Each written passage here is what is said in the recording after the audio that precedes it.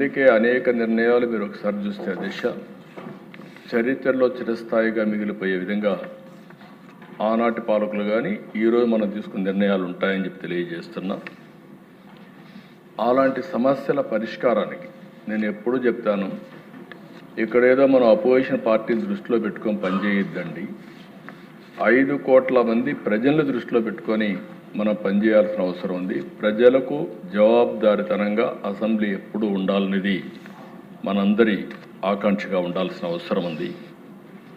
ఈరోజు ఈ సమావేశంలో ప్రభుత్వం చేసింది చెప్పాం, చేయబోయేది కూడా వివరించాం, పారదర్శకత పాటించడం కోసం ముందుకు పోతున్నాం. ఇది మాట్లాడే ముందు అధ్యక్ష నేను ఒక విషయం చెప్పాలి. పదే పదే మనం గుర్తు కూడా చేసుకోవాల్సిన అవసరం ఉంది. ఆంధ్రప్రదేశ్ రాష్ట్రానికి ఒక ప్రత్యేకత. 2014లో విభజన జరిగింది. విభజన జరిగినప్పుడు దీనివల్ల రాష్ట్రం పూర్తిగా నష్టపోయింది. ఆదాయం వచ్చే హైదరాబాద్ తెలంగాణకు వెళ్ళడం, రాజధాని లేని రాష్ట్రంగా ఇక్కడి నుంచి ప్రారంభించడం, 5 సంవత్సరాలు ఆ రోజు కూడా అధ్యక్ష ఏదైతే ఈ సభ ఉందో 1 సంవత్సరం లోపల ఈ సభను కట్టాం. ఈ బిల్డింగ్లన్నీ కంప్లీట్ చేసి ఆ రోజు కూడా చాలామంది ఎన్నో విమర్శలు చేశారు. అయితే 1924 వచ్చిన ప్రభుత్వం మళ్ళీ నిలదొక్కునే సమయంలో విధ్వంసం చేశారు. ఆ విధ్వంసం మామూలు కాదు దిశ. అయితే అనేక సందర్భాల్లో ఎక్కువ ఉండే సభలే కాకుండా ప్రజలకు కూడా అర్థం కావాల్సిన అవసరం ఉంది.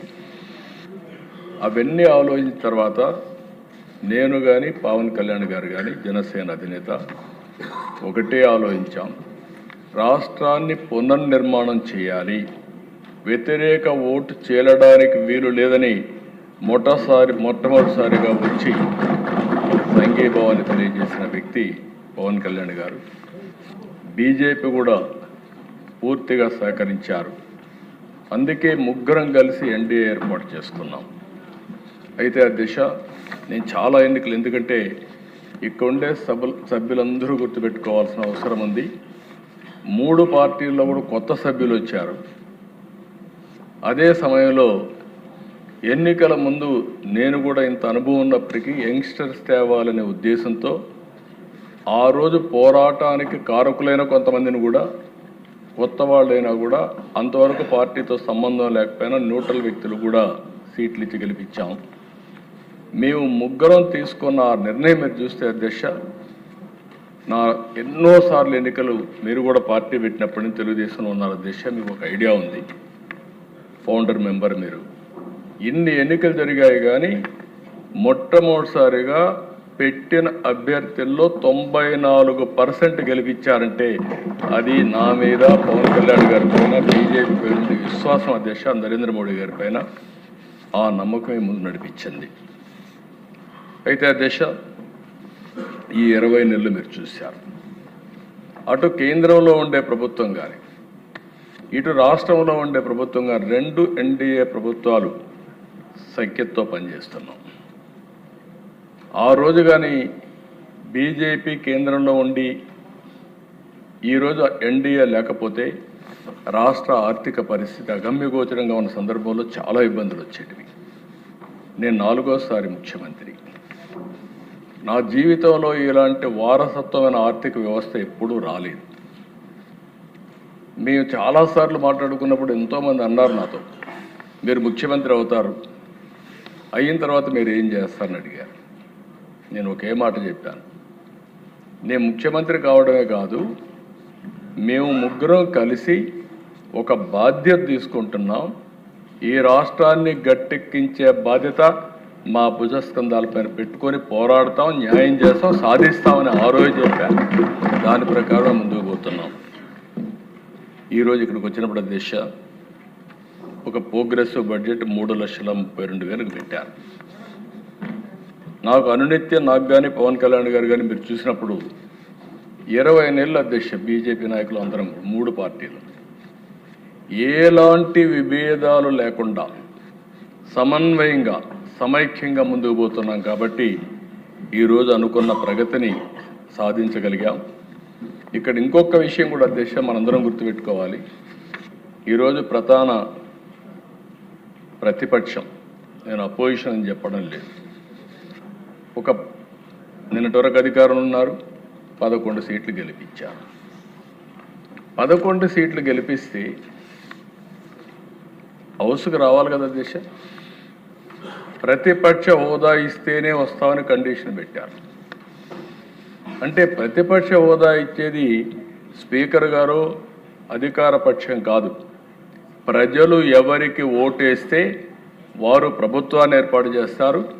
ప్రజలు ఓటేసి మొత్తం సీట్లు ఇస్తే, తగినన్ని సీట్లు ఇస్తే వాళ్ళకు ప్రతిపక్ష హోదా ఇవ్వాలా లేదని ప్రజలు నిర్ణయించి పంపించారు అధ్యక్ష. రెండోది, ఒక ముఖ్యమంత్రి పైన అవిశ్వాస, ప్రభుత్వం పైన అవిశ్వాస తీర్మానం పెట్టాలన్నా, స్పీకర్ పైన అవిశ్వాస తీర్మానం పెట్టాలన్నా రాజ్యాంగంలో స్పష్టంగా ఉంది. అలాంటి రాజ్యాంగ విలువలు పాటించకుండా విమర్శించే పార్టీని ఏమనాలి నాకైతే అర్థం కాలేదు. ఆ విషయం కూడా మనం గుర్తుపెట్టుకోవాల్సిన అవసరం ఉంది. అయితే అధ్యక్ష, బాధ్యత 20 నెలలు,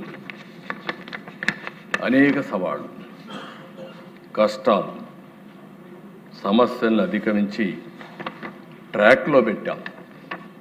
నేనేదో అన్నీ సాధించేసామని చెప్పడం లేదు, కానీ ఆ రోజు ఒక మాట చెప్పాం, సూపర్ 6 ఇస్తామని చెప్పాం. ఎన్ని ఇబ్బందులున్నా సూపర్ హిట్ చేశామని మరొక్కసారి మీ అందరికీ విజ్ఞప్తి చేస్తున్నాం. ఇంకొక పక్కన అధ్యక్ష, విధ్వంసం నుంచి వికాసం వైపు నడిపిస్తున్నాం.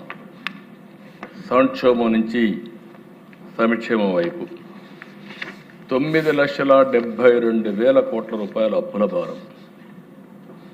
వ్యవస్థలు ఒకటి కాదు అధ్యక్ష, అన్ని వ్యవస్థలు ఇబ్బంది పడే పరిస్థితి వచ్చాయి, విధ్వంసం అయ్యే పరిస్థితి వచ్చింది. ఇంకొక పక్కన అధ్యక్ష, ఈరోజు మీరు ఒకసారి చూసినప్పుడు ఆ రోజు జరిగినటువంటి విధ్వంసాన్ని కేంద్ర సహాయంతో 92 పథకాలు ఇప్పుడే డిప్యూటీ సీఎం గారు చెప్పారు. 27,000 మొత్తం కావాల్సింది మనకు 85,000 కోట్ల రూపాయలు జేజేఎంలో కావాలి. వీళ్ళు క్లెయిమ్ చేసింది 27,000 కోట్లు. అది కూడా స్టాండ్ అలోన్ పెట్టారు. కేంద్రం పెట్టిన జేజేఎం యొక్క ఉద్దేశం ఏదైతే అష్యూర్డ్ వాటర్ నుంచి పైప్ లైన్ లేసి ఇంటింటికి కొళాయి ఇవ్వాలని సంకల్పంతో ముందుకు పోతే వీళ్ళు దాన్ని మార్చేసి ఎక్కడికక్కడ స్టాండ్ అలోన్ సిస్టమ్స్ పెట్టే పరిస్థితికి వచ్చారు. కడాన దేశ వీళ్ళు ఖర్చు పెట్టింది 5 సంవత్సరాల్లో 2,000 కోట్లు ఖర్చు పెట్టారు. మేము అధికారంలోకి వస్తానే కేంద్రం ఈ పథకం టైం కూడా అయిపోయిందంటే నేను డిప్యూటీ సీఎం గారు మేము వెళ్ళి కేంద్రాన్ని ఒప్పించి ఎక్స్టెన్షన్ తెచ్చాం. మొన్నే క్యాబినెట్లో ఒప్పుకున్నారు. మళ్ళీ 27,000 కోట్లకు ఒప్పుకున్నారు అధ్యక్ష. ఈ 27,000 కోట్లు ఎట్లా ఖర్చు పెట్టాలని నేను వర్కౌట్ చేస్తున్నాం. నేను really appreciate our Pavan Kalyan garu నిన్న కూడా వచ్చారు, సుదీర్ఘంగా చర్చ చేశారు. వారు ఏంటంటే, నేను ఒక మాట చెప్పాను, అష్యూర్డ్ వాటర్ ఇద్దామంటే వారు ఒకటి నా దృష్టి తీసుకొచ్చారు. అష్యూర్డ్ వాటర్ వల్ల అన్ని గ్రామాల్లో నీళ్లు ఇవ్వలేము, మనం చెప్పిన మాట కూడా నిలబెట్టుకునే పరిస్థితి ఉండదు. హైబ్రిడ్ మోడల్లో వెళ్దాం. మొట్టమొదటిసారిగా ఇంటింటికి కొళ్ళా ఇవ్వడానికి పూర్తి చేద్దాం. రాబోయే రోజుల్లో మళ్ళీ అక్కడి నుంచి మనకి ఎప్పుడు వెసులుబాటు వస్తే అప్పుడు అష్యూర్డ్ వాటర్కి కనెక్ట్ చేద్దామని చెప్పారు. దాని ప్రకారం ప్లాన్ తయారు చేస్తున్నారు. దానికి మనస్ఫూర్తిగా అభినందిస్తున్నానని చెప్పడం నేను తెలియజేస్తున్నాను. ఇది అయిన తర్వాత అధ్యక్ష 93 కేంద్ర పథకాల్లో 85 డీఫంక్ట్ అయిపోయినాయి. నేను ఢిల్లీకి వెళ్తే మాకు డబ్బులు ఇమ్మని నేను ఒక లెటర్ ఇస్తే వాళ్ళు నాకు కౌంటర్ విషయం లిస్ట్ ఒకటి ఇచ్చేవాళ్ళు. మీకు ఇచ్చిన డబ్బులు డైవర్ట్ చేశారు, ముందు ఆ డబ్బులు ఖర్చు పెట్టండి, యూసీలు ఇవ్వండి, అప్పుడు మేము డబ్బులు ఇస్తామనే పరిస్థితికి వచ్చారు. మన దగ్గర డబ్బులు లేవు. మా ఫైనాన్స్ డిపార్ట్మెంట్ ప్రతిరోజు ఒక పక్క సంక్షేమ కార్యక్రమాలు ఇమ్మంటే డబ్బులు లేవు, ఇంకొక పక్క కేంద్ర పథకాలని స్ట్రైటన్ చేయమని డబ్బులు లేకపోతే అనునిత్యం ఒక మీరు ఒక విధంగా ఆలోచిస్తే పోరాటమే. ఫైనల్గా మీరు చూస్తే 85 కేంద్ర పథకాలని రివైవ్ చేశాం. పోయిన సంవత్సరం ట్రాక్లో పెట్టాం. ఈ సంవత్సరం పూర్తిగా ఖర్చు పెట్టి ఎక్స్ట్రా మనీ డ్రా చేయడానికి కూడా మళ్ళీ ప్రిపేర్ అవుతున్నాం అధ్యక్ష. రేపు అసెంబ్లీ అవుతానే, అందుకే కేశవ్ గారికి కూడా చెప్పాం, అసెంబ్లీ ముందుగానే పెట్టండి, అవసరమైతే ఫస్ట్ వీక్ అంతా క్లోజ్ చేద్దాం, సెకండ్ వీక్ మీరు అందరూ ఢిల్లీకి వెళ్ళండి, ఆల్ మినిస్టర్స్ సెక్రటరీస్ ఢిల్లీకి వెళ్ళండి. కొన్ని రాష్ట్రాలు నిధులు ఉపయోగించకుండా ఉంటాయి, అవి కూడా డ్రా చేస్తే కాస్తో కోస్తో ఇప్పుడే కేశవ్ గారు ఇప్పుడు ఒక 2,000, 3,000, 5,000 కోట్లు ఇస్తే కొంత వెసులుబాటు వస్తుందని ప్రయత్నం చేస్తున్నాం. అలాంటి నిరంతరం ఈ కార్యక్రమాన్ని కొనసాగిస్తున్నాం. ఇంకొక పక్కన అధ్యక్ష, ఈరోజు మీరు చూస్తే ప్రభుత్వ ఆస్తులు పెట్టి తాకట్టు పెట్టి డబ్బులు బారో చేశారు, అధిక ఇంట్రెస్ట్ పెట్టారు. ఆ రోజు మనం పేపర్లో చదువుకున్నాం. MRO office, primary health centres, ఇవన్నీ ఇంకొక పక్కన సర్క్యూట్ హౌస్, ఇలాంటి ఆస్తులు పెట్టి తీసుకొచ్చే పరిస్థితికి వచ్చారు. రేట్ ఆఫ్ ఇంట్రెస్ట్ కూడా 12%, 13%.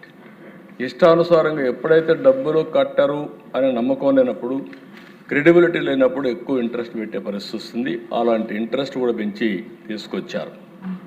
ఈరోజు అధ్యక్ష మళ్ళీ కేంద్ర సహకారంతో కేంద్ర మంత్రి గారు కూడా పూర్తిగా సహకరిస్తున్నారు, ఫైనాన్స్ మినిస్టర్ గారు. ఇప్పటికే 43,295 కోట్ల రూపాయలు రీషెడ్యూల్ చేయించాం. దీనివల్ల 327 కోట్లు సంవత్సరానికి బెనిఫిట్ వస్తుంది. ఇది కాకుండా 1,20,000 కోట్ల రూపాయలు రీషెడ్యూల్ కోసం ప్రయత్నం చేస్తున్నాం. ఇది కూడా వస్తే 1,658 కోట్లు సంవత్సరానికి ఆర్థికంగా వెసులుబాటు వస్తుంది. దీనివల్ల కనీసం ఒక స్కీమ్ ఇవ్వడానికి అవకాశం ఉందని ముందుకు పోయే పరిస్థితిలో ఉన్నాం అధ్యక్ష. అంటే ఏ విధంగా ఒక్కొక్క స్కీమ్కి ఏ విధంగా ముందుకు పోతున్నాం, ముందుకు పోయే పరిస్థితికి వచ్చాం. పోలవరం అధ్యక్ష ఈరోజు గర్వంగా చెప్పగలుగుతున్నా, ఆ రోజు ఈరోజు పోలవరం ప్రాజెక్టు సాధ్యమైందంటే అది ఎన్డీఏతోనే సాధ్యమైంది. ఆ రోజు మనందరూ అక్కడ గుర్తుపెట్టుకోవాల్సిన అవసరం ఉంది. హౌస్లో ఏవైతే తెలంగాణలో ఉన్న 7 మండలాలు ఇవ్వకుండా పోలవరం నేషనల్ ప్రాజెక్ట్ చేసుంటే అది సాధ్యమయ్యేది కాదు. మొట్టమొదటిసారిగా మోడీ గారు ప్రధానమంత్రి అవుతానే పార్లమెంటు సమావేశాల కంటే ముందే 7 మండలాలు ఆంధ్రప్రదేశ్కి ఇవ్వడానికి ఆర్డినెన్స్ పాస్ చేసి తర్వాత సమావేశం పెట్టారు. ఆ 7 మండలాలు వచ్చాయి కాబట్టి పోలవరం మనం ప్రారంభించుకునే పరిస్థితికి వచ్చాం. ఇంకొక పక్కన దేశ పోలవరంలో ఆ రోజు మనం చూస్తే ఒక వ్యక్తి స్వార్థంతో ఒక ప్రాజెక్టు కూడా ఏ విధంగా ధ్వంసం చేస్తారో మనం చూసాం. డయాఫామ్ వాల్ పూర్తిగా గోదావరిలో కొట్టుకునే పరిస్థితి వచ్చింది. నిర్లక్ష్యం, స్వార్థంతో. ఈరోజు ఈ హౌస్లోని హామీ ఇస్తున్నా, మళ్ళీ రాబోయే సంవత్సరం గోదావరి పుష్కరాల కంటే ముందే పోలవరాన్ని పూర్తి చేసి జాతికి అంకితం చేసే బాధ్యత ప్రభుత్వం తీసుకుంటామని దిశ. అందులో కూడా క్వాలిటీ కాడ రాజీ లేదు, చాలా స్పష్టంగా ఉన్నాం.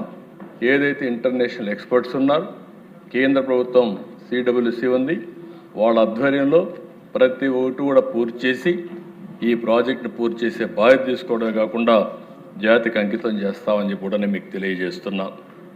అమరావతి కేంద్ర సహకారంతో ఈరోజు ట్రాక్లో పెట్టాం.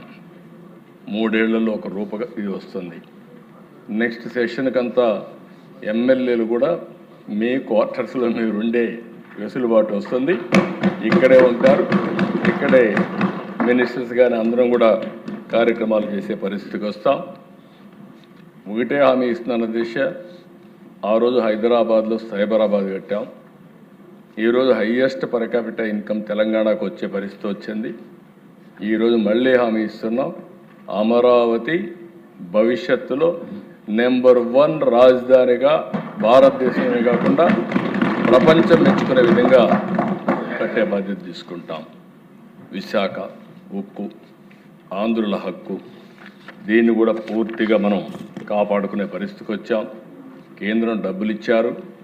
డబ్బులు ఇచ్చిన తర్వాత దిశ మీరు ఒకసారి చూస్తే ఫస్ట్ టైం ప్రాఫిట్లు కూడా వచ్చింది. దీనికి కూడా రాష్ట్ర ప్రభుత్వం అనేక విధాలుగా వెసులుబాటు కల్పించామని చెప్పి కూడా నేను మీకు తెలియజేస్తున్నా. అదే ఇక్కడ ఉన్నప్పుడు సభ్యులకు కానీ ప్రజలకు కానీ అర్థం కావాల్సిన అవసరం ఉంది. ఈరోజు ఈ ప్రభుత్వం తీసుకున్న నిర్ణయాలు భవిష్యత్తులో ఏ విధంగా ఈ రాష్ట్రానికి ప్రయోజనకరమో కూడా మనం ఆలోచించాల్సిన అవసరం ఉంది. మొదటి దశ మీరు ఒకసారి చూస్తే నీటి భద్రత, వాటర్ అనేది చాలా ముఖ్యం. ఈ 2 సంవత్సరాల్లో రాష్ట్ర ప్రభుత్వం అనేక నిర్ణయాలు తీసుకున్నాం. ఈ 20 నెలల్లో ఈ 20 నెలల్లో మీరు ఒకసారి చూస్తే దిశ హంద్రి నీవా, ఎక్కడ కుప్పం, ఎక్కడ శ్రీశైలం మీరు చూస్తే అలాంటి ప్రాజెక్టుకి 3,500 కోట్ల రూపాయలు శాంక్షన్ చేసి పనులు పూర్తి చేసి 3 జిల్లాల్లో అన్ని మైన్ ఇరిగేషన్ ఇప్పుడే సభ్యులు కాలువ శ్రీనివాసులు కూడా చెప్పారు. దగ్గర 50-55 టీఎంసీ నీళ్లు ఈ జిల్లాలో తీసుకొచ్చామంటే ఇది ఒక చరిత్ర అని చెప్పి కూడా నేను మీకు తెలియజేస్తున్నాను. ఈరోజు అన్ని రిజర్వాయర్లు అన్నీ కూడా కళకళలాడుతున్నాయి. 628 టీఎంసీ నీళ్లు ఇప్పుడున్నాయి. ఎండాకాలం ఉంది అంటే సముద్రం లేకపోయే నీళ్లు ఎక్కడికక్కడ సమర్థవంతమైన మేనేజ్మెంట్తో చేయగలిగాం. ఒక్క ఎగ్జాంపుల్ దిశ భూగర్భ జలాలు కూడా ఏ విధంగా పెంచామని ఒక ఎగ్జాంపుల్ మీరు చూస్తే ఒకప్పుడు సంవత్సరం భూగర్భ జలాలు ఇంకిపోయేటివి. దీనివల్ల చాలా ప్రమాదంగా ఉండేది. ఈరోజు ఆంధ్రప్రదేశ్ రాష్ట్రంలో 2 సంవత్సరాలు 2.33 మీటర్లు భూగర్భ జలాలు పెరిగాయి. ఇది ఒక బెస్ట్ ఎగ్జాంపుల్ మనందరికీ. ఇంకొక పక్క కోస్టల్ ఆంధ్రప్రదేశ్లో 2.06 మీటర్లు పెరిగింది. రాయలసీమ ఆ రోజు చెప్పా, ఈరోజు చెప్పా, ఎడారిగా మారిపోతుందన్నారు. రాళ్లసీమ అన్నారు. కాదు రతనాలసీమ చేస్తామని చెప్పి ఈరోజు అన్ని జలాశయాలు నీళ్లున్నాయి. 2.96 మీటర్లు భూగర్భ జలాలు పెరిగాయంటే అది ఈ ప్రభుత్వం యొక్క చిత్తశుద్ధికి ఒక ఉదాహరణ అని చెప్పి కూడా నేను మీకు తెలియజేస్తున్నా. దీనివల్ల లాభాలు ఏంటిని ఆలోచించడం దిశ ఖరీఫ్ 6% పెరిగింది, రబీలో 10% పెరిగింది. ఈ 2 కాకుండా దిశ ఈసారి మాకు కరెంటు వినియోగం పెరగలేదు. కరెంటు వినియోగం తగ్గే పరిస్థితి వచ్చింది. అగ్రికల్చర్ ఫ్రీగా కరెంట్ ఇస్తాం. అలాంటి ఫ్రీగా ఇచ్చే కరెంటు ఎక్కువ పెరగలేదంటే దానికి గణనీయంగా మనకు బెనిఫిట్ వచ్చే పరిస్థితి వస్తుంది. దీనికి లింక్డ్ విత్ వ్యవసాయం ఇది విద్యుత్ శక్తి చూస్తే దిశ మేము ఆ రోజు ఒకటే హామీ ఇచ్చాం. ఎన్ని ఇబ్బందులున్నా కరెంటు ఛార్జీలు పెంచమని చెప్పాం, మాట నిలబెట్టుకున్నామని మరొకసారి సభ ద్వారా ప్రజలందరికీ విజ్ఞప్తిస్తున్నాం. ఇంకొక పక్క దిశ 32,000 కోట్ల రూపాయలు కరెంటు ఛార్జీలు పెంచారు. 1,29,000 కోట్ల రూపాయలు బకాయిలు పెంచారు. ఈరోజు మీరు ఒకసారి చూస్తే ఫస్ట్ టైం వాళ్ళు పెంచిన కరెంటు ఛార్జీలు మేము తగ్గించాం. ట్రూ ఆఫ్ ఛార్జెస్ వేస్తే భారం వేస్తే దాన్ని ట్రూ డౌన్ ఛార్జెస్ కింద ఒక్కొక్క యూనిట్కి 13 పైసలు చొప్పున 4,498 కోట్ల రూపాయలు కరెంటు భారాన్ని తొలగించిన ఘనత కూడా ఈ ఎన్డీఏ ప్రభుత్వం. ఇంకొక పక్కన దిశ భవిష్యత్తులో సూర్యఘర్ ఇప్పటికే 1,00,000 ఇండ్ల పైన సోలార్ ప్యానెల్స్ పెట్టించాం. ఏప్రిల్ మే లోపల 6 లక్షల ఇండ్లకు సోలార్ తరపున పెట్టించే పరిస్థితి వస్తాం. ఇక్కడ ఎమ్మెల్యేస్ కూడా లాస్ట్ టైం నేను చెప్పాను, మీ నియోజకవర్గంలో పేదవాళ్ళందరికీ ఎస్సీలు ఎస్టీలకు ఉచితంగా ఇస్తాం. ఒకవేళ మిగులు కరెంట్ ఉంటే గ్రిడ్కి ఇచ్చే పరిస్థితి వస్తుంది. మళ్ళీ అవసరమైనప్పుడు తీసుకునే అవకాశం ఉంటుంది. దయచేసి ఫోకస్ చేయండి. ఈ యొక్క సూర్యఘర్ని మనం తీసుకుపోగలిగితే ఎస్సీ ఎస్టీ ఫ్రీగా ఇస్తాం. బీసీలకు కూడా 20,000 రూపాయలు మనం సబ్సిడీ ఇస్తున్నాం. దీన్ని పూర్తిగా ఉపయోగించుకోవాల్సిందిగా మిమ్మల్ని అందరినీ కోరుతున్నాం. ఇంకో పక్కన కుసుము కూడా 1200 మెగావాట్లకు పోతున్నాం. ఫైనల్గా మైక్రో గ్రిడ్ కాన్సెప్ట్ తీసుకుంటాం. నేను ముందే చెప్పాను, మన సమర్థతతో రాబోయే రోజుల్లో మామూలు పేదల పైన కానీ రాష్ట్ర ప్రజానీకం పైన కానీ కరెంటు భారం పూర్తిగా తగ్గించే బాధ్యత ఈ ప్రభుత్వం తీసుకుంటాం. ఈ సంవత్సరం ₹5.19 నుంచి ₹4.80 తగ్గిస్తాం. రాబోయే సంవత్సరం ఇంకా తగ్గిస్తాం. ఒక దీక్షతో పనిచేస్తున్నాం. నా ఆలోచన అయితే రాబోయే 3-4 సంవత్సరాల్లో ₹5.19 నుంచి ఒక టార్గెట్ మాత్రం మీరందరూ సహకరిస్తే సాధిస్తాం. ₹4 తగ్గించాలని చెప్పి ఆలోచిస్తున్నాం. ఇది భారతదేశంలోనే కాకుండా ప్రపంచంలో ఒక చరిత్ర అవుతుంది. దీనికోసం పనిచేస్తున్నాం అని చెప్పి కూడా నేను మీకు తెలియజేస్తున్నా. ఇది కాకుండా దేశ అగ్రికల్చర్లో చాలా స్పష్టంగా ఉన్నాం. అగ్రిటెక్ ఒక పాలసీ కింద పెట్టుకున్నాం. ఇప్పటికే మీరు చూస్తే కొన్ని ఇబ్బందులు కూడా వస్తున్నాయి. ఆ ఇబ్బందులు కూడా నేను చెప్తాను. కానీ యాజ్ ఆన్ టుడే అగ్రికల్చర్లో రాయలసీమ హార్టికల్చర్ హబ్గా తయారు చేయాలని ఈ సంవత్సరం కేంద్రం కూడా ఒప్పుకున్నారు. ఇన్ ప్రిన్సిపల్ 30,000 కోట్ల రూపాయలతో కేంద్రం శాంక్షన్ చేస్తున్నారు. ప్రైవేట్ ఇన్వెస్ట్మెంట్ 70,000 కోట్లు వస్తుంది. 1,00,000 కోట్ల రూపాయలతో 9 జిల్లాల్లో హార్టికల్చర్ హబ్ చేసి ప్రపంచానికే నెంబర్ 1గా చేస్తాం. దీనివల్ల దేశం చాలా ఉపయోగపడుతుంది. ఇక్కడ అక్వాకల్చర్ హబ్గా చేసుకోవడానికి కూడా మనం ముందుకు పోతున్నాం. మనం వాణిజ్య పంటలతో ముందుకు పోయి ప్రజల ఆహారపు అలవాట్ల ప్రకారం ఇవన్నీ చేయాలని ముందుకు పోయే సమస్యలో కొన్ని ఇబ్బందులు వస్తాయి. దాన్ని కూడా ఏ విధంగా మనం ముందుకు పోవాలనో మనం ఆలోచిస్తామని చెప్పి కూడా నేను మీకు తెలియజేస్తున్నా. ఇంకొక పక్కన అధ్యక్ష, నేను ఎన్నో సందర్భాల్లో చెప్తున్నా, ఈరోజు మనందరం కష్టపడేది పేదల కోసం కష్టపడుతున్నాం. అందరికీ మెరుగైన జీవన ప్రమాణాలు ఇవ్వాలని కష్టపడుతున్నాం. అందుకే టాప్ 10 ప్రిన్సిపల్స్ పెట్టుకున్నాం. ఇందులో నెంబర్ 1 జీరో పావర్టీ. అదే సమయంలో జీరో పావర్టీ రోజుకి ఏ విధంగా చేయాలని ఇప్పుడే మినిస్టర్ గారు చెప్పారు, ఫైనాన్స్ మినిస్టర్ గారు చెప్పారు. ఇందులో జీరో పావర్టీ దీనికోసమే కొత్తగా P4 తీసుకొచ్చాం. P4లో కూడా కొత్తగా ఒక పేరు పెట్టాను, MBK, మార్గదర్శి బంగారు కుటుంబం 10-20 పాలసీ. అంటే మార్గదర్శి బంగారు కుటుంబానికి MBK అన్నాం. 10-20 పాలసీ అంటే టాప్ 10%, బాటమ్ 20% చేయూతనివ్వాలి. ఇది నిరంతరం జరగాల్సిన అవసరం ఉంది. ఈ ప్రభుత్వం యొక్క ఆశయం ఆర్థిక అసమానతలు తగ్గించే దిశలో నిరంతరం పనిచేయడానికి సిద్ధంగా ఉన్నామని చెప్పి కూడా నేను మీకు తెలియజేస్తున్నాను. ఏ కొద్ది మందికి వెసులుబాటు ఇవ్వడం కాదు, ఫ్యామిలీ కార్డు కూడా తీసుకొస్తున్నాం.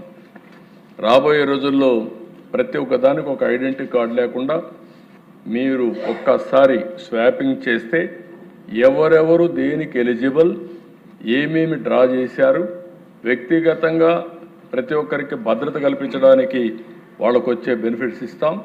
Family as a unit empower చేయడానికి ముందుకు పోతాం. ఆ ఫ్యామిలీకి ఇచ్చే వెల్ఫేర్ కానీ, అదేవిధంగా పావర్టీలో ఉండే వాళ్ళకు అదనంగా ఇచ్చేది కానీ, కేంద్రం రాష్ట్రం ఇచ్చే అన్ని కార్యక్రమాలు ఇంటిగ్రేట్ చేసి ముందుకు తీసుకుపోతామని చెప్పి కూడా నేను మీకు తెలియజేసుకుంటున్నాను. ఇంకో పక్కన దేశ ఈ ప్రభుత్వం వచ్చిన తర్వాత 25 పాలసీలు తీసుకొచ్చాం. ఈ 25 పాలసీల వల్ల లాభం ఏంటని మీరు ఒకసారి ఆలోచిస్తే, ఒక్క విశాఖపట్నంలో 610 MOUలు చేశాం. ఒకే 2 రోజుల్లో 13,25,000 కోట్ల రూపాయలు పెట్టుబడులు, 16 లక్షల మందికి ఉద్యోగాలు వచ్చే విధంగా ఆ రోజు ఒప్పందాలు చేశాం. ఇప్పటికి 15 SIP బిల్లు పెట్టాం. 9,03,562 కోట్లు క్లియర్ చేశాం. ఇంకో పక్కన దేశ ఈ 20 నెలల్లో 22,28,000 కోట్ల రూపాయల పెట్టుబడులు వచ్చాయి. ఇవన్నీ పూర్తయితే 23 లక్షల మందికి ఉద్యోగాలు వచ్చే పరిస్థితి వస్తుంది. ఆ రోజు చెప్పింది 20 లక్షలు చెప్పాం. ఇప్పుడు వచ్చిన పెట్టుబడితోనే 23 లక్షల మందికి ఉద్యోగాలు వస్తాయని కూడా నేను మీకు తెలియజేస్తున్నా. మొన్నే నేను చెప్పాను, ఇప్పటికే 6,28,347 మందికి ఉద్యోగాలు ఇచ్చాం. ప్రభుత్వ ఉద్యోగాలు 30,607 మందికి ఇచ్చాం. మెగా డిఎస్సి పెట్టాం, కానిస్టేబుల్స్కి ఇచ్చాం. ఇంకొక పక్కన ఇవన్నీ చేయడమే కాకుండా పర్యాటక రంగాన్ని పారిశ్రామిక హోదా ఇచ్చాం. దీంట్లో కూడా ఎక్కువ ఉపాధి కల్పిస్తామని చెప్పి కూడా నేను మీకు తెలియజేస్తున్నా. ఈరోజు ఇంకొక పక్కన దిశ ఇవన్నీ చేస్తూనే క్వాంటమ్ వ్యాలీ కానీ, డేటా సెంటర్ కానీ, గ్రీన్ ఎనర్జీ కానీ, సర్క్యులర్ ఎకానమీ కానీ ఇలాంటివి తీసుకొచ్చినప్పుడు కొత్తగా ఒక విధానానికి ముందుకు పోతున్నాం. రాబోయే రోజుల్లో ఇండస్ట్రీకి ఇచ్చే సబ్సిడీస్ అన్నీ కూడా ఎస్క్రో అకౌంట్ కూడా పెట్టి వాళ్ళకి ఎప్పటికప్పుడు ఆఫీస్కి వచ్చే పని కూడా లేకుండా వాళ్ళు కానీ అన్ని కానీ ఫుల్ఫిల్ చేస్తే నేరుగా వాళ్ళ అకౌంట్కి వెళ్ళిపోయే ఏర్పాటు చేస్తామని చెప్పి కూడా నేను మీకు తెలియజేస్తున్నాను. మొన్న నేను డిప్యూటీ సీఎం గారు పోయినప్పుడు సుప్రీంకోర్టు జడ్జెస్ కూడా వచ్చినప్పుడు మీడియేషన్ గురించి మాట్లాడారు. మేము కూడా వారితో మాట్లాడిన తర్వాత ఆ మీటింగ్లో కూడా నేను అనౌన్స్ చేశాను. దేశంలో ఫస్ట్ టైం మీడియేషన్ కోసం సక్సెస్ఫుల్ మీడియేషన్ అంటే 10,000, అదే మాదిరిగా అన్సక్సెస్ఫుల్ మీడియేషన్ 3,000 రూపాయలు ఆన్రోరేమి ఇచ్చే ఏర్పాటు చేసిన ఏకైక ప్రభుత్వం ఆంధ్రప్రదేశ్ ప్రభుత్వం అని చెప్పి కూడా నేను మీకు తెలియజేస్తున్నాను. నాకు ఎప్పుడు కూడా ఒకటే ఆలోచన, ఏది కూడా లిటిగేషన్తో ఏది సాధించలేం, కానీ కన్సెన్సస్ ఉండాలి, డిస్కషన్ ఉండాలి, మీడియేషన్ ఉండాలి. అది కుటుంబానికి కానీ సమాజానికి కానీ మంచి జరిగే పనులన్నీ కూడా ఈ మీడియేషన్తో పూర్తి చేయాలని చెప్పేది ఉద్దేశం. ఇంకో పక్కన దిశ నాలా యాక్ట్. చాలామంది అన్నారు ఏదో డబ్బులు వస్తుంది దీన్ని తీసేస్తున్నారంటే అభివృద్ధికి అవరోధం కలిగిస్తుంది కాబట్టి నాలా చట్టాన్ని తీసేసి పూర్తిగా అభివృద్ధికి నాంది పలికాం, అవినీతికి కట్టడి చేశామని చెప్పి కూడా నేను మీకు తెలియజేస్తున్నా. కొత్తగా జన్ విశ్వాస్ కేంద్రం తీసుకొచ్చారు, దీనికి కూడా ముందుకు పోతున్నాం. ఏవైతే అవుట్డేటెడ్ లాస్ కానీ ఎక్కడైనా అభివృద్ధికి అవరోధంగా మారిన లాస్ అన్ని కూడా మారుస్తున్నాం. జన్ విశ్వాస్ ద్వారా మొన్న మీరు బిల్లు కూడా పాస్ చేశారు, ఇవి కూడా తీసుకొస్తామని చెప్పి కూడా నేను మీకు తెలియజేసుకుంటున్నా. ఇంకొక పక్కన అధ్యక్ష, ఈరోజు నేను మనస్ఫూర్తిగా ఇక్కడే అందరిని అభినందిస్తూ, డిప్యూటీ సీఎం గారు చాలా ఎఫెక్టివ్గా మీరు చూస్తే అధ్యక్ష, గత ప్రభుత్వం 5 ఏళ్ళు 884 కిలోమీటర్లు సీసీ రోడ్లు వేశారు, 239 కిలోమీటర్లు బీటీ రోడ్లు వేశారు. ఈరోజు పల్లె పండుగ 1-2లో 4,990 కిలోమీటర్ల సీసీ రోడ్లు 2,495 కోట్లతో నిర్మాణం చేశారు. అది కూడా 20 నెలల్లో. అంటే వాళ్ళు చేసిన పని కంటే దగ్గర 5 ఇంతలు 6 ఇంతలు 20 నెలల్లో చేయగలిగారంటే అది ప్రభుత్వ విధానం అని చెప్పి కూడా నేను మీకు తెలియజేసుకుంటున్నా. ఇంకొక పక్కన మీరు ఆలోచిస్తే దేశ ఇప్పటికే 14,954 గోశాల నిర్మాణం చేశాం. అది కాకుండా 157 కమ్యూనిటీ పశువుల షెడ్లు నిర్మాణం చేసే పరిస్థితికి వచ్చాం. కొత్తగా మ్యాజిక్ డ్రైన్స్ తీసుకొచ్చారు. ఇది కానీ సక్సెస్ అయితే చాలా వరకు డ్రైనేజ్ సమస్య కూడా పరిష్కారం అవుతుంది. ఇంకొక పక్కన దిశ మీరు చూస్తే 15వ ఆర్థిక సంఘం నిధులతో పాటు స్థానిక సంస్థల నిధులతో బస్ షెల్టర్లు, రచ్చబండ్లు ఇలాంటివన్నీ 15,000 పనులు ఉన్నాయి. ఇలాంటివి వేరియస్ కార్యక్రమాలు మొన్న కూడా డబ్బులు లేవన్నా పట్టుబడితే 4,000 కోట్ల రూపాయలు రోడ్ల కోసం శాంక్షన్ చేశాం. డోలీ మూతలు పోవాలి అనేది డిప్యూటీ సీఎం గారు అందరి సంకల్పం. తప్పకుండా దాన్ని కూడా తొందరలోనే సాధించే దిశగా ముందుకు పోతున్నామని కూడా నేను మీకు తెలియజేస్తున్నాను. ఇంకొక పక్కన దేశ దగ్గర మీరు చూసినప్పుడు నరేగా కింద 54,94,000 కుటుంబాలకు 90 లక్షల మందికి 42 కోట్ల మందికి ఉపాధి కల్పించారు. అది కూడా ఒక హిస్టరీ. ఇవన్నీ చేసిన తర్వాత ఇప్పుడు కొత్తగా మీరు చూస్తే ఒక సమస్య, నరేగా పోయి జీరామ్జీ వస్తూ ఉంది. 40% మనం కాంట్రిబ్యూట్ చేయాలి. అయినా పర్వాలేదు, ఏమాత్రం బడ్జెట్ తగ్గకుండా నిధులు కేటాయించే విధంగా ముందుకు పోతున్నాం. రాబోయే రోజుల్లో పల్లెల వాతావరణం బ్రహ్మాండంగా తయారవుతుందనేది ఇది ఒక ఉదాహరణ మాత్రం. తప్పకుండా పల్లెల్లో కొత్త వెలుగులు చూడడానికి డిప్యూటీ సీఎం చేసే కార్యక్రమానికి పూర్తిగా సహకరిస్తామని చెప్పి కూడా నేను మీకు తెలియజేస్తున్నాను. ఈరోజు ఇక్కడ దేశ మినిస్టర్స్ అందరూ కూడా బాగా పనిచేస్తున్నారు, పోటీపడి పనిచేస్తున్నారు. ఇంకా చేయాల్సిన కూడా అవసరం ఉంది. అదేవిధంగా నేను మెగా పేరెంట్స్ టీచర్స్ ప్రోగ్రాం పెట్టి విద్యను కూడా నెక్స్ట్ లెవెల్కి తీసుకుపోవాలని చెప్పి ఆలోచిస్తున్నాం. అదే సమయంలో ఈరోజు మనం నిన్న పాపులేషన్ పాలసీ తీసుకొచ్చాం. ఇటీవల ఐటీ మినిస్టర్ గారు కొత్త ప్రోగ్రాం, అంటే 13 సంవత్సరాలు వయసు లోపల ఉండే వాళ్ళకి సోషల్ మీడియా బ్యాన్ చేస్తే బాగుంటుందని ఒక సూచన వచ్చింది. తప్పకుండా తొందరలోనే 90 డేస్లో 13 సంవత్సరాల లోపల ఉండేవాళ్ళు సోషల్ మీడియాకు అందుబాటు లేకుండా చేసే కార్యక్రమానికి శ్రీకారం చుడతాం.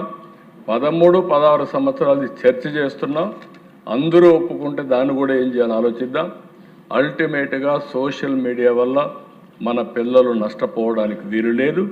దానికి ప్రభుత్వం కట్టుబడి ఉంటుందని మరొకసారి మీ ద్వారా రాష్ట్ర ప్రజానికానికి విజ్ఞప్తి చేస్తున్నాను. ఇది కాకుండా స్వర్ణాంధ్ర 2047 10 సూత్రాలు పెట్టుకున్నాం. దాని ఫలితాలు ఇప్పుడే చెప్పాను. Short term, medium term, long term లక్ష్యాలతో యాక్షన్ ప్లాన్ తయారు చేశాం. 3 రీజన్లుగా అభివృద్ధి ప్రణాళికలు తయారు చేసుకుంటున్నాం.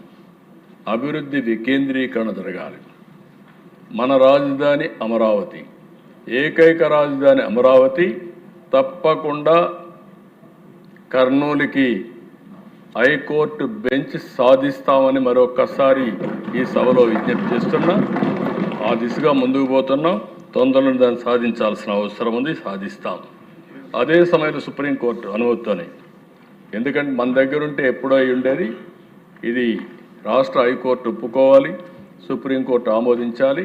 దానికి కేంద్రం సహకరిస్తే ఆటోమేటిక్గా అవుతుంది. కేంద్రం సహకరిస్తున్నారు. కోర్టులో కూడా మనం వర్కౌట్ చేసుకొని అది పూర్తి చేయాల్సిన అవసరం మనం రికమెండ్ చేశాం. ఇంకొక పక్కన అభివృద్ధి వికేంద్రీకరణ ఈ ప్రభుత్వం యొక్క లక్ష్యం. అన్ని ప్రాంతాల అభివృద్ధి కావాలి. అందుకే ఈ అన్ని ప్రాంతాలను అభివృద్ధి చేస్తామని చెప్పి కూడా నేను మీకు తెలియజేసుకుంటున్నాను. ప్రతి ఒక్కరికి ఇల్లు, త్రాగునీరు, డ్రైనేజ్ వ్యవస్థ, టాయిలెట్, వంట గ్యాస్, ఇంటర్నెట్, సోలార్ ఇవన్నీ కూడా ఇస్తాం. ప్రతి ఒక్క ఇంట్లో ఒక ఆంటర్‌ప్రెన్యూర్ తయారు చేయాలని ఆలోచిస్తున్నాం. నేను మహిళలందరికీ విజ్ఞప్తి చేస్తున్నా. ఎల్లుండి మనం 8వ తారీఖున అంతర్జాతీయ మహిళా దినోత్సవం జరుపుకుంటున్నాం. ఈ సందర్భంగా పోయిన సంవత్సరం మనం 1,00,000 పారిశ్రామికవేత్తలుగా తయారు చేస్తున్నాం. ఈరోజు 1,00,000 పారిశ్రామికవేత్తల్ని మహిళా సంఘాలు, మెప్మా సంఘాలు తయారు చేశాం. రాబోయే ఇంటర్నేషనల్ మహిళా దినోత్సవంలో 5 లక్షల మంది ఎంఎస్ఎంఈలుగా, పారిశ్రామికవేత్తలుగా తయారు చేసి సంకల్పం పెట్టుకుంటున్నాం. అది కూడా సాధిస్తామని చెప్పి నేను మీకు తెలియజేస్తున్నా. ఇంకో పక్కన ఈ ఉగాది కంటే ముందు 3 లక్షల గృహప్రవేశాలు చేస్తాం. దానికి కూడా శ్రీకారం చుట్టాం. ప్రతి ఒక్కరికి ఇల్లు ఇవ్వడం మన బాధ్యత. దానికి శ్రీకారం చుట్టాం. అది కూడా పూర్తి చేస్తాం. అల్టిమేట్గా నేను కొన్ని విషయాలు ఇక్కడుండే మనందరికీ కూడా చెప్పాల్సిన అవసరం ఉంది. మనం 2047 ఈ విజన్లో వెల్తీ, హెల్తీ, హ్యాపీ సొసైటీ, దీనికోసం మనం ముందుకు పోతున్నాం. ఒక మంచి సమాజ రూపకల్పన కోసం ముందుకు పోతున్నాం. అందరూ ఆరోగ్యం బాగుండాలని, నాణ్యమైనటువంటి జీవనాన్ని అందించాలని, అభివృద్ధి కేవలం సంపదే కాదు, అదే సమయంలో యువతకు విలువలు కూడా నేర్పించాలని, కుటుంబ విలువలు, మన సంస్కృతి సాంప్రదాయాలను మనం నేర్పించాలని నిన్ను కూడా మనం చర్చించుకున్నాం. అయితే ఈరోజు సంజీవని తీసుకొస్తున్నాం. యోగా. మీరు ఒకసారి చూస్తే అధ్యక్ష 6 గంటలకు ఎవరు యోగా చేస్తారంటే కాదు ప్రధానమంత్రి గారు వస్తామంటే చేస్తామని ఆఫర్ చేసి విశాఖపట్నంలో అధ్యక్ష నేను కూడా ఊహించలేదు ఒక బ్రహ్మాండమైన ఈవెంట్ ప్రపంచం మొత్తం గుర్తించే విధంగా అవార్డ్స్ గిన్నీస్ రికార్డ్స్ వచ్చే విధంగా మన యోగా డే జరపగలిగాం. నేను ఒకటే చెప్తున్నా, టెక్నాలజీ ఎంతున్నా లేకపోతే నాలెడ్జ్ ఎంతున్నా లేటెస్ట్ ఫార్మాస్యూటికల్స్ మనం వాడినా అల్టిమేట్గా మన ఆరోగ్యాన్ని కాపాడుకోవాలంటే మన వారసత్వ సంపద యోగా, దీన్ని కూడా మనం అనుసంధానం చేసుకోవాల్సిన అవసరం ఉంది. హెల్త్లో యోగా, నేచురోపతి, అదే మరి మెడిటేషన్, ఇవన్నీ కూడా అనుసంధానం చేసి ప్రివెంటివ్, అదే మరిగా క్యూరేటివ్, అదే మరి ప్రిడిక్టివ్, ఇలాంటి అన్నిటితో ముందుకు పోతాం. నిన్న కూడా మనం పాపులేషన్ పాలసీ గురించి మాట్లాడాం. సిజేరియన్ ఆపరేషన్ తగ్గించాలి. ఈ విధంగా మనం ఒక్కొక్క విషయాన్ని ఏ విధంగా చేయాలో మనం చేసే పరిస్థితిలో ఉండాలని కూడా మిమ్మల్ని కోరుకుంటున్నా. ఇంకో పక్క ZBNF కూడా వెళ్తున్నాం. టెక్నాలజీ కూడా నేను మిమ్మల్ని అందరినీ ఒకటే కోరుతున్నా. టెక్నాలజీతో నాకు అనుభవం ఉంది, చూశాను. కానీ టెక్నాలజీని వాడుకుంటే ఆయుధంగా పనిచేస్తుంది. టెక్నాలజీకి బానిస అయితే మాత్రం మన జీవితాలను నాశనం చేస్తుంది. అందుకే ఈరోజు సోషల్ మీడియా మాట్లాడుతున్నాం. ఈ టెక్నాలజీని కూడా వాడుకోవాలి. అదే సమయంలో అడిక్ట్ అయితే మాత్రం చాలా ప్రమాదం ఉంటుంది. ఈరోజు నేను చాలాసార్లు మీరు చూస్తే వేరియస్ యాంగిల్స్లో మనం పోరాడే పరిస్థితికి వస్తున్నాం. ఇప్పుడు ఒకప్పుడు నేను సెల్ ఫోన్ అంటే ఇప్పుడే కేశవ్ గారు అన్నారు, మాకెందుకు సెల్ ఫోన్, మాకు పంప్ సెట్ కావాలన్నారు. నేను ఆ రోజు అన్నాను, సెల్ ఫోను కావాలి, పంప్ సెట్ కావాలి, రెండూ ఉంటేనే భవిష్యత్తు ఉంటుందని నేను చెప్పాను. ఈరోజు ఆ యాంగిల్ నుంచి మనం ముందుకు పోయి ఇంకొక యాంగిల్కి వచ్చాం. ఈరోజు అధ్యక్ష వైట్ కాలర్ క్రైమ్స్ పెరుగుతున్నాయి, డిజిటల్ అరెస్ట్లు అవుతున్నాయి. ఇంకొక పక్కన ఎక్కడికక్కడ సైకోస్ అంతా కూడా సోషల్ మీడియాలో వచ్చి క్యారెక్టర్ అసాసినేషన్ చేసే పరిస్థితికి వచ్చారు. ఇటీవల 5 సంవత్సరాల్లో జరిగినటువంటి సమస్యలని మనం చూస్తే గంజాయి, అదే సమయంలో ఎక్కడికక్కడ డ్రగ్స్, దీనికి బానిసలైపోయి చాలా సమస్యలు చేసే పరిస్థితి వచ్చారు. నేను ఇప్పుడు మళ్ళీ ఒక మాట గట్టిగా చెప్తాను అధ్యక్ష, ఎవడైనా సరే ఆడబిడ్డల జోలికి వస్తే అదే చివరి రోజు కావాలని మనస్సాక్షిగా కోరుకుంటున్నా. ఆడబిడ్డలకు పూర్తిగా రక్షణ ఇవ్వాల్సిన బాధ్యత మన పైనుంది. ఆ విషయం గుర్తుపెట్టుకోమని కోరుకుంటున్నా. ఇటీవల నేను చాలా సమస్యలు చూశాను. ఇదే హౌస్లో ఒకప్పుడు నేను నక్సలిజం గురించి మాట్లాడాను. ఆ రోజు కూడా చెప్పాను, ఈ సిద్ధాంతం శాశ్వతం కాదు, ఇది ఆచరణీయం కాదని చెప్పాను. సరే, నన్ను చాలామంది వ్యతిరేకించారు. కడాన నా మీదనే దాడి చేసే పరిస్థితి కూడా నేను భయపడలేదు. కానీ ఈరోజు 30 సంవత్సరాల తర్వాత చూస్తే ఏదైతే నక్సలిజం ఉందో అది కనుమరుగయ్యే పరిస్థితి వచ్చింది. ఇంకొక పక్క ఫ్యాక్షనిజం నేను ఆ రోజు చూశాను. ఫ్యాక్షనిజం అధ్యక్ష రాయలసీమ కుటుంబాలు నాశనం అయిపోయే పరిస్థితికి వచ్చాయి. ఇప్పుడు పవన్ కళ్యాణ్ గారు, సినిమా వాళ్ళందరూ కూడా సినిమాలన్నీ కూడా రాయలసీమ ఫ్యాక్షనిజం పైన సినిమాలు తీసే పరిస్థితికి వచ్చారు. చిరంజీవి గారు, బాలకృష్ణ గారు అందరూ తీశారు. అలాంటి దానికి నేను ఒకటే ఆలోచించాను, 95-2004 ఎట్టి పరిస్థితుల్లో ఫ్యాక్షనిజం ఉండకూడదని డిసైడ్ చేసుకొని ముందు మా వాళ్ళకి చెప్పి ఫ్యాక్షనిజాన్ని పూర్తిగా రూపుమాపింది ఆ రోజు ఎన్డీఏ ప్రభుత్వం, తెలుగుదేశం ప్రభుత్వం అని చెప్పి నేను తెలియజేస్తాను. కమ్యూనల్ వైలెన్స్ దాన్ని కూడా రూపుమాపగలిగాం. అయితే అధ్యక్ష రౌడీలు కూడా నేను ఒకసారి పెట్టాను. ప్రజలకు ఇబ్బంది కలిగించే రౌడీలే ఈ రాష్ట్రంలో ఉండకూడదని వాళ్ళని రాష్ట్ర బహిష్కరణ కూడా చేశాం. అలాంటి కఠినమైన చట్టాల ద్వారా, చర్యల ద్వారా మనం ముందుకు పోయాం. దానివల్లనే ప్రగతిని సాధించగలిగాం. ఈరోజు కొత్తది ఒకటి వచ్చింది, ఇదేంటో నాకు అర్థం కాలేగా రప్ప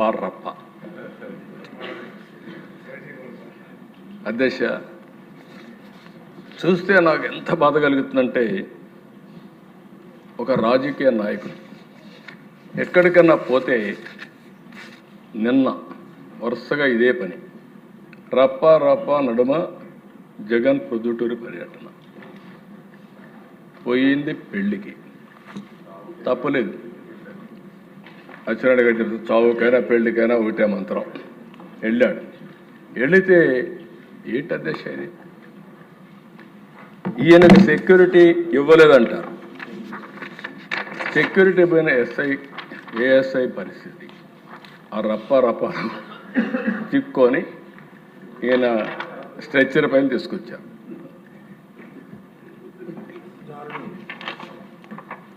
ఇమాజిన్. అంటే ఇక్కడ దేశ నాకు కనిపించేది ఏంటంటే, ఒక రాజకీయ నాయకుడు గంజాయి పైన మాట్లాడరు, డ్రగ్స్ పైన మాట్లాడరు, బ్లేడ్ బ్యాచ్ గురించి మాట్లాడరు, ఇలాంటి వాళ్ళ పక్కన పెట్టుకుంటారు. కడాన నేను నా రాజకీయ జీవితాలు ఎప్పుడు చూడలేదు దేశ. పొట్టేళ్లతో రక్తాభిషేకం చేస్తారు కట్అవుట్లకి. అంటే డైరెక్ట్గా ఇండైరెక్ట్గా హింసను ప్రోత్సహించడం ఒక రాజకీయ నాయకుడు చేయాల్సింది. నేను ఎప్పుడు నమ్మేది ఒకటే అధ్యక్ష, ఒకే మాట చెప్తాను, ఇది కూడా అధ్యక్ష, ఎవరైనా సరే పోస్ట్ మార్టానికి కారకులైన వారు తప్పకుండా పోస్ట్ మార్టానికే పోతారనేది నా ప్రగాఢమైన విశ్వాసం ఈవెన్ టుడే.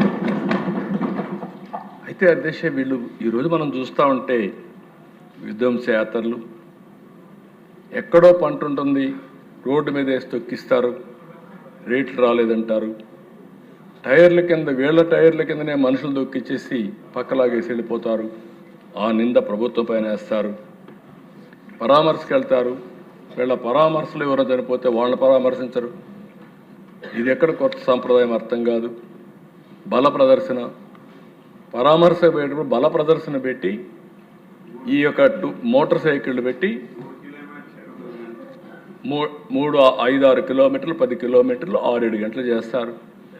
రోడ్డు అంతా కూడా అంబులెన్స్లు పోతే దారి ఇవ్వరు, ఎవరైనా హాస్పిటల్ పోవాలంటే పోయే పరిస్థితి లేదు. ఇది ఎక్కడ సాంప్రదాయం నాకైతే అర్థం కావడం లేదు అధ్యక్ష. ఇంకొక పక్కన మీకు వీళ్ళకి ఎప్పుడు కూడా ఆ రోజు అధికారంలో ఉంటే విధ్వంసం చేశారు, ఇప్పుడు అపోజిషన్లో ఉంటే ఎక్కడికక్కడ ఇష్టానుసారంగా మాట్లాడుతూ పెట్టుబడులు రాకుండా అడ్డుపడతారు. పెట్టుబడులు వస్తే మేము వస్తాం, మళ్ళీ మేమంతా రీఓపెన్ చేస్తాం, ఫస్ట్ ఆ కేసే పెడతామని పీపీపీలు తీసుకుంటే వాళ్ళు రానియకుండా బెదిరిస్తారు. నేను ఎప్పుడు చూడలేదు దేశ ఇలాంటి కల్చర్. ఎప్పుడు కూడా నాకు సుదీర్ఘమైన రాజకీయ అనుభవం ఉంది, 45 ఏళ్ళు ఉంది. ఏ పార్టీ కూడా మారిగా బిహేవ్ చేయలేదు, ఆ విధంగా బిహేవ్ చేసే పరిస్థితికి వచ్చారు. ఇంకొక పక్కన అధ్యక్ష, ఎవడు చేయలేదు, సాహసం చేయలేదు. వెంకటేశ్వర స్వామి లడ్డు అపవిత్రం చేశారు. మామూలు నేరం కాదు అది. నేను ఇప్పుడు కూడా చెప్తాను అధ్యక్ష, ఇది ఏదో తెలియకుండా జరిగినట్టు నేరం కాదు, కుట్రతోనే కావాలని పాల్పడ్డారు. నేను ఆ రోజు చెప్పాను, 7 కొండలు 2 కొండలు చేసినప్పుడే రాజశేఖర రెడ్డి గారు చెప్పా, తప్పు చేస్తున్నారు, ఇది కరెక్ట్ కాదని చెప్పా. మళ్ళీ 2 ఏళ్ళు పోరాడితే 7 కొండలు కాదు 7 కొండలే ఉన్నాయని చెప్పి పరిస్థితికి వచ్చారు. అప్పుడు నేను 7 కొండలు ఎక్కి దేవునికి మొక్కు చెల్లించుకున్నాను అధ్యక్ష, నాకు జ్ఞాపకం ఉంది. అలాంటిది మొన్న మీరు చూస్తే ఎన్డీడీబీ ఇచ్చిన రిపోర్టు, ఆ తర్వాత జరిగిన పరిస్థితి ఈవెన్ టుడే అధ్యక్ష, దేశంలో ఉండే పూజారులు కానీ హిందూ మత పెద్దలందరూ కూడా గగ్గోలు పెడుతున్నారు. అపవిత్రత జరిగింది, ఇది కరెక్ట్ కాదు, యాక్షన్ తీసుకోవాలని చెప్తే కనీసం ఒక్క మాట అధ్యక్ష ఆ పార్టీ ఎక్కడ కూడా రిలీజ్ అయినట్టే కనపడదు. నేను అడుగుతాను అధ్యక్ష, నేను పేపర్లో కూడా చూశాను, ఒక ఆర్టికల్ని చూశాను అధ్యక్ష, ఏదో యేసు ప్రభువుకి అన్యాయం జరిగిందంటే అపాలజీ చెప్పారు. నేను అడుగుతున్నాను అధ్యక్ష, మీకు యేసు ప్రభువుకి అన్యాయం జరిగితే నువ్వు అపాలజీ చెప్పావు, నేను కూడా తప్పు చేస్తే నేను కూడా చెప్తాను. వెంకటేశ్వర స్వామిని అపవిత్రం చేస్తే దానికి సమాధానం లేదు అధ్యక్ష. ఇది డెలిబరేట్గా చేసింది అవునా కాదని అడుగుతున్నాను అధ్యక్ష, సమాధానం చెప్పండి. ఇది మీరు చూస్తే అధ్యక్ష, ప్రభువా క్షమించు, ఇది యేసు ప్రభువు జరిగిన అన్యాయం. ఎవరు సాక్షి పేపర్ ఎవరిచ్చింది? వైఎస్ జగన్.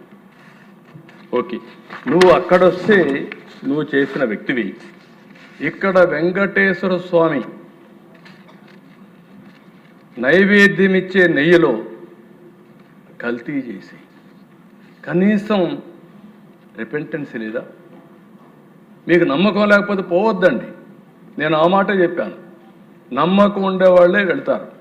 నాకు నమ్మకం లేకపోతే నేను చర్చకి పోవాల్సిన పని లేదు. కానీ మత సామరస్యాన్ని గౌరవించినప్పుడు పోతాం. అక్కడుండే మత పెద్దలు చెప్పినట్టు నేను వ్యవహరించాలి. వాళ్ళ సాంప్రదాయాలను నేను గౌరవించాలి. అదే నిజమైన ప్రజాస్వామ్యం. దీన్ని ఉల్లంఘించే పరిస్థితికి వచ్చారు. ఇది కరెక్ట్ పద్ధతి కాదని మరొకసారి తెలియజేస్తున్నా.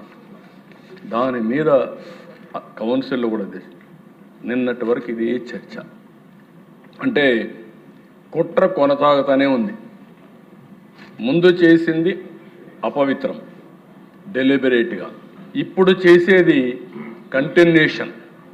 అంటే మొత్తం ఈ మారిగా మాట్లాడితే రాబోయే రోజుల్లో వెంకటేశ్వర స్వామి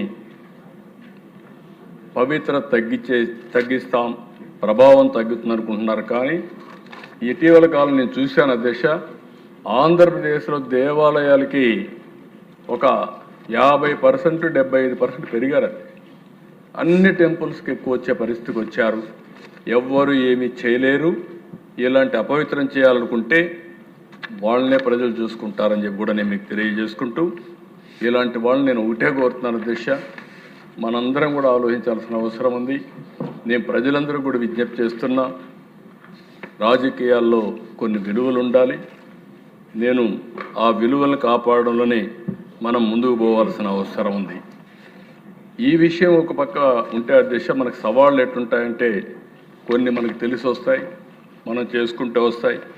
కొన్ని ఎక్స్టర్నల్ ఫ్యాక్టర్స్ కూడా ఉంటాయి.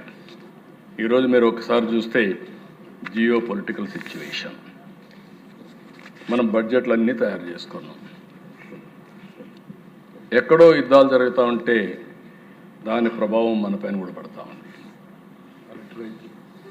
ఈరోజు రైతులు ఉన్నారు అధ్యక్ష, నేను ఒక ఆశ పెట్టుకున్నా, మళ్ళీ ఒక 30,000 కోట్లు, ఇంకో పక్క అక్వాకల్చర్, వాణిజ్య పంటలు, ఎక్స్పోర్ట్స్, ఇవన్నీ మనం ఆశ పెట్టుకొని ముందుకు పోయే సమయంలో అక్కడ జరిగే యుద్ధాల వల్ల లాజిస్టిక్స్ అన్నీ కూడా డిజరప్ట్ అయ్యి వాళ్ళ పరిస్థితులు మన మార్కెట్ పైన పడే పరిస్థితి వస్తున్నాయి. ఈరోజు కొన్ని పంటలు అయితే నేను చూస్తే అరటి ధర తగ్గింది, ఎక్స్పోర్ట్స్ పడిపోయే పరిస్థితికి వచ్చాయి. ఇది ఇంకా కొన్ని రోజులు ఆయిల్ పైన ఉంటాయి. నేను ఒకటే అందరినీ కోరుతున్నా, ఈరోజు భారతదేశం కేంద్రంలో నరేంద్ర మోడీ గారు సమర్థవంతంగా ఆలోచించి దేశ భవిష్యత్తుని ఏ విధంగా కాపాడాలని ఆలోచిస్తున్నారు. అదే సమయంలో మనలో కూడా ఒక పట్టుదల రావాలి. పట్టుదల వచ్చి ఏ విధంగా ముందుకు పోవాలి, మనం చేసే పనులన్నీ కూడా ఇలాంటి సమయంలో ఇంకా సమర్థవంతంగా పనిచేసి ఎక్కడన్నా బయట నుంచి వచ్చే నష్టాన్ని మనం నివారించుకునే ప్రయత్నం కూడా చేయాల్సిన అవసరం ఉందని చెప్పి కూడా నేను మీకు తెలియజేసుకుంటున్నా. ఇది ఒక ఇష్యూ అయితే అధ్యక్ష, ఇక్కడుండే ఎమ్మెల్యేస్ అందరినీ ఒకటే కోరుతున్నా, ఈరోజు చట్టసభలో ఉన్నాం, మనకు అరుదైన అవకాశం. ఈ విషయం ప్రతి ఒక్కరూ గుర్తుపెట్టుకోవాల్సిన అవసరం ఉంది. ప్రజలు ఆశీర్వదించారు, పార్టీలు మద్దతు ఇచ్చాయి. ఈరోజు మనందరం ఎమ్మెల్యేలు అయ్యాం. కానీ రాష్ట్రం మనందరి దగ్గర నుంచి ఒకటే ఎక్స్పెక్ట్ చేస్తూ ఉంది, కఠోరమైన నిబద్ధతతో మనం ముందుకు పోతేనే మంచికి చెడుకి వ్యత్యాసాన్ని మనం చూపలేం. ఈరోజు ప్రజలు ఇచ్చిన అవకాశాన్ని మనం అమ్ము చేసుకోవడం కూడా కరెక్ట్ కాదు. నేను, పవన్ కళ్యాణ్ గారు, బీజేపీ నాయకులు కొంతమంది క్రమశిక్షణతో ఉంటేనే చాలదు. ప్రతి ఒక్క ఎమ్మెల్యే కానీ, అటు అధికార యంత్రాంగం కానీ, కింద నుండే వాళ్ళందరూ కూడా ఒక పద్ధతి ప్రకారం ఉంటేనే ఇది సాధ్యం అవుతుంది. నేను ఒకటే మిమ్మల్ని అందరినీ నిన్నామన్నా కూడా నేను సమీక్షలు కూడా చేసినప్పుడు చెప్తున్నా, సమస్యల పరిష్కారం చేస్తూ ముందుకు పోతున్నాం. ఫైనల్గా నేను ఒకటే మిమ్మల్ని కోరేది, ఒక క్రూషియల్ సమయంలో మనం ఇక్కడ ఉన్నాం. ఏదో ఎమోషన్గా డిస్టర్బ్ అవ్వడం, లేకుంటే కొన్ని సమస్యలు క్రియేట్ చేయడం కరెక్ట్ కాదు. ఏ వ్యక్తి కూడా ఇక్కడుండే ఎమ్మెల్యేస్లో కానీ మంత్రుల్లో కానీ అందరిలో కానీ మనం ఓన్గా మనం గెలిచి ఇక్కడ రాలేదు. మేము ఒక నమ్మకం కలిగించడానికి నేను పవన్ కళ్యాణ్ గారు చాలాసార్లు ఆలోచించాం. బీజేపీ అమిత్ షా గారితో మాట్లాడాం. అందరం కలిసి ఒక నిర్ణయం తీసుకున్నాం. ఆ నిర్ణయం తీసుకున్నప్పుడు ఇక్కడుండే ఎమ్మెల్యేస్ అందరినీ కోరుతున్నా, ఏ పార్టీ ఎమ్మెల్యే అయినా సరే, ఎన్డీఏలో ఉండే ఎమ్మెల్యేస్, మీ వల్ల మీరు నమ్ముకున్న పార్టీకి చెడ్డ పేరు రాకూడదు. వ్యక్తిగత ఎమోషన్లకి లేకుంటే వ్యక్తిగత ప్రవర్తన పార్టీ ఇమేజ్ దెబ్బతినకుండా చూసుకోవాల్సిన బాధ్యత మనందరిపైన ఉంది. ఇది ఒక క్రూషియల్ టైం. మళ్ళీ చెప్తున్నా, నేను చాలా సమయాలు చూశాను. విభజన, 1924 విధ్వంసం, ఇప్పుడు మళ్ళా వచ్చాం 20 నెలలు. ఎక్స్టర్నల్గా చూస్తే ఏమవుతుందో అనిశ్చిత పరిస్థితి. ఇంటర్నల్గా మనం కూడా తప్పులు చేస్తే దీనివల్ల ఇంకా ఇబ్బందులు పెరిగే పరిస్థితి వస్తుంది. దయచేసి మీరు అందరూ గుర్తుపెట్టుకోవాల్సిన అవసరం ఉంది. 3 పార్టీలు మేము ఎప్పుడెప్పుడు మాట్లాడుకుంటాం. ఏ వ్యక్తికి ఎక్కడ ఇబ్బంది ఉన్నా మాకు చెప్పి మీ సమస్యలు పరిష్కారం చేసుకోవాలి తప్ప, ప్రజాప్రతినిధిగా ఉండే మీరు ఏమాత్రం ప్రజలకి అనుమానం వచ్చే పరిస్థితి కానీ పార్టీలకు చెడ్డ పేరు వచ్చే పరిస్థితి వస్తే నష్టం జరుగుతుందని చెప్పి కూడా నేను మీకు తెలియజేసుకుంటూ, ఇది మీటింగ్లో చెప్పాల్సిన మాట, కానీ ఎందుకు ఇక్కడ చెప్తున్నానంటే, ఒక పవిత్రమైన యజ్ఞం చేస్తున్నాం. ఏ వ్యక్తి వల్ల అభివృద్ధి ఆగిపోకూడదు, ప్రజల్లో అపనమ్మకం రాకూడదు. నిరంతరం ఎన్డీఏ కంటిన్యూ అయితేనే ఈ రాష్ట్రానికి భవిష్యత్తు ఉంటుందని మరొకసారి మీ అందరికీ తెలియజేస్తున్నాం. చాలాసార్లు పవన్ కళ్యాణ్ గారు చెప్పారు, 15 సంవత్సరాలు ఈ ఎన్డీఏ కూటమి కొనసాగితే తద్వారా రాష్ట్రానికి మంచి జరుగుతుంది, దానికోసం మేము కలిసి పనిచేస్తున్నాం అన్నారు. ఈరోజు గుజరాత్లో అధ్యక్ష 25 సంవత్సరాలుగా ఒకే పార్టీ అధికారంలో ఉంది, బీజేపీ అధికారంలో ఉంది. కేంద్రంలో నరేంద్ర మోడీ గారు 3వసారి అయ్యారు. నాకు ఏమాత్రం అనుమానం లేదు, 4వసారి కూడా ప్రధానమంత్రిగా నరేంద్ర మోడీ గారు ఉంటారు. ఎన్డీఏ వస్తుంది. ఇక్కడ కూడా మనందరికీ ఒక అజెండా ఉంది. మళ్ళీ 2029 ఎన్డీఏ గెలవాలి. అదే సమయంలో మనందరికీ ఒక అజెండా ఉంది, 2047 స్వర్ణాంధ్రప్రదేశ్. స్వర్ణాంధ్రప్రదేశ్లో మనం అనుకున్న లక్ష్యాలు సాధించడానికి ప్రపంచంలోనే అత్యంత శక్తివంతమైన జాతిగా తెలుగు జాతి తయారు కావాలంటే మనలో కూడా ఒక నిబద్ధత ఉంటేనే సాధ్యం, నిరంతరం శ్రమ చేస్తేనే సాధ్యం. ఒక నాలెడ్జ్ ఎకానమీని అందిపుచ్చుకుంటూనే మనలో కూడా క్యారెక్టర్ ఉంటే తప్ప ఇది సాధ్యం కాదు. దానికి పూర్తిగా నేను చాలా కంట్రీస్ చూశాను. వాళ్ళు ఎంత డిటర్మినేషన్ అంటే అధ్యక్ష, ఆ డిటర్మినేషన్తో ముందుకు పోగలిగారు. ఇప్పుడు భారతదేశం కూడా మనం ముందుకు పోవాల్సిన అవసరం. ఇవన్నీ నేను ఫారిన్ అఫైర్స్ అవన్నీ ఇక్కడ మాట్లాడను, అనవసరం అవన్నీ. కానీ మనం గుర్తుపెట్టుకోవాల్సింది, మన బాధ్యతను మరిచిపోకుండా అందరం కలిసి సమిష్టిగా ముందుకు పోదాం. 20 నెలల్లో అనుకున్న దానికంటే కొంత మెరుగైనటువంటి ప్రోగ్రెస్ సాధించాం. రాబోయే ఇప్పుడే పవన్ కళ్యాణ్ గారు చెప్పి 30 ఏళ్ళు సరిపడా విధ్వంసం జరిగింది. ఆ విధ్వంసం నుంచి బయట రాగలిగామంటే, కనీసం ఊపిరి పీల్చుకోగలిగామంటే అది మనం చూపించిన చొరవ, కేంద్రం ఇచ్చిన సహకారం అని చెప్పి మరొకసారి తెలియజేసుకుంటూ, మరొకసారి ఇక్కడ ఉండే ఎమ్మెల్యేస్ అందరం ఇదే దీక్షతో ముందుకు పోవాలని మరొకసారి కోరుకుంటూ, మీ నియోజకవర్గాల్లో ప్రభుత్వం చేసే అన్ని కార్యక్రమాలని ప్రజలకు చేరువయ్యే విధంగా, సుపరిపాలన ఇచ్చే విధంగా మీరు అన్ని విధాల చర్యలు తీసుకోవాల్సిందిగా మరొకసారి కోరుకుంటూ, ఈ అవకాశాన్ని ఇచ్చిన మీకు నమస్కారాలు, ధన్యవాదాలు. Thank you.